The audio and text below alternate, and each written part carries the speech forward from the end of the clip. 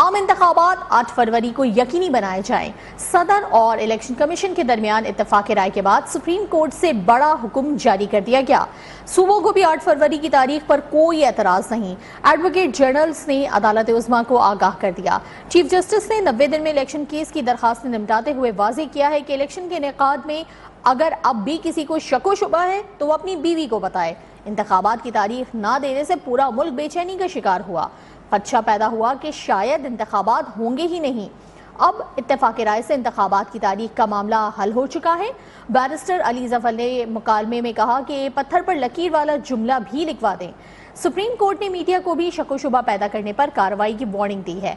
आम इंतखाबात 8 फरवरी को ही होंगे। इलेक्शन कमीशन ने हतमी तारीख का नोटिफिकेशन जारी कर दिया। ऐलान इलेक्शन एक्ट के सेक्शन 57 के तहत किया गया है।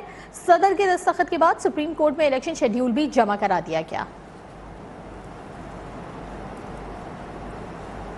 कौमी असम्बली उस वक्त तहलील हुई जब वजीर आजम के खिलाफ अदम एतमाद आई। उस वक्त के वजीर आजम को कौमी असम्बली तहलील करने का इख्तियार नहीं था।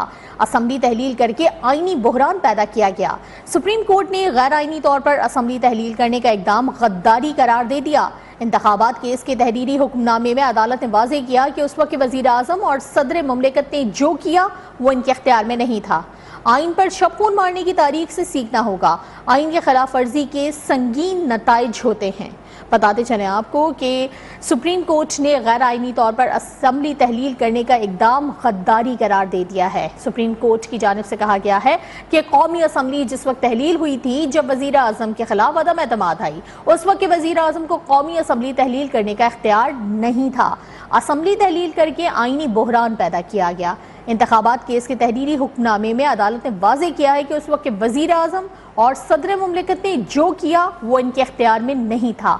आइन पर शबखून मारने की तारीख से सीखना होगा। आइन की खिलाफ वर्जी के संगीन नताइज होते हैं और इंतखाबात के केस का तहरीरी हुक्मनामा जारी कर दिया गया है और हुक्मनामे में ये वाज़ेह तौर पर कहा गया है कि सुप्रीम कोर्ट की जानिब से गैर आइनी तौर पर असम्बली तहलील करने के इकदाम को गद्दारी करार दिया जाता है।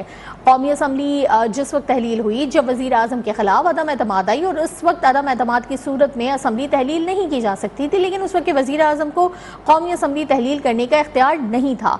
उन्होंने असम्बली तहलील करके आईनी बहरान पैदा किया और सुप्रीम कोर्ट ने इस गैर आईनी तौर पर असम्बली तहलील करने के इकदाम को गद्दारी करार दे दिया। अबरार हुसैन अस्तूरी हमारे नुमाइंदे साथ मौजूद है। अबरार, बहुत सख्त किस्म के रिमार्क्स इस वक्त सुप्रीम कोर्ट की जानिब से आए हैं असम्बली तहलील करने के मामले पर, दीगर तफसीलात क्या हैं? जी बिल्कुल, सुप्रीम कोर्ट में आज 90 दिन में इंतखाबात से मुतल्लिक केस की समाअत जारी थी। चीफ जस्टिस जांच से जब हुक्मनामा लिखवाया जा रहा था तो उस वक्त कहा गया कि हमने सदर की एडवाइस के बगैर पीटीआई हुकूमत में कौमी असम्बली तहलील करने पर आज को नोटिस दिया। सुप्रीम कोर्ट ने मुतफिका फैसला किया कि पीटीआई दौर में कौमी असम्बली की तहलील का फैसला गैर आईनी था। उस वक्त के वज़ीर आज़म और सदर ममलिकत ने जो किया वो उनके इख्तियार में नहीं था। इस फैसले में 2 जजेज ने सदर ममलिकत के नताइज पर बात की।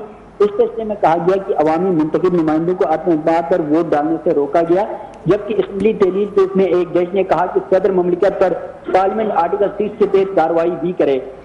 इसके अलावा हुक्मनामे में कहा गया था कि अजीब बात है, सदर ममलिकत ने वो इख्तियार इस्तेमाल किया जो उनके इख्तियार में ही नहीं था और अवाम पाकिस्तान हकदार है कि मुल्क में आम इंतखाबात करवाए जाएं। इसके अलावा इंतखाबात का मामला तमाम फरीकीन की रजामंदी से हल हो चुका है और फिर हुक्मनामे में कहा गया कि सदर ममलिकत और इलेक्शन कमीशन के दरमियान मुलाकात कराने के लिए अटॉर्नी जनरल ने किरदार अदा किया। आइन पर शबखून मारने की तारीख से सीखना होगा कि इसकी अवाम और मुल्की जुगराफियाई हदूद पर क्या असरात होंगे। बहुत शुक्रिया अबरार हुसैन अस्तूरी अपडेट करने के लिए।